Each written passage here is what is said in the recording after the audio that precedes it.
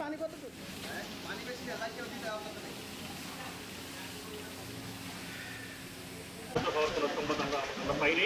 তবে আগুন লাগার যে সম্ভাব্য কারণ আমরা মনে করতে পারি যে এখানে বৈদ্যুতিক সংযোগের কারণে আগুন হতে পারে আর কি।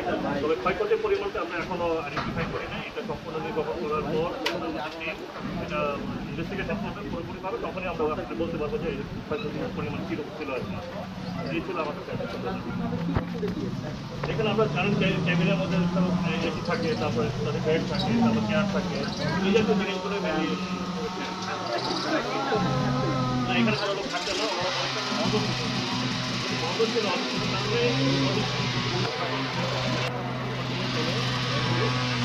তাহলে করছি আছে, কারণ হচ্ছে আমাদের কারণে আপনারা লাগতে পারে।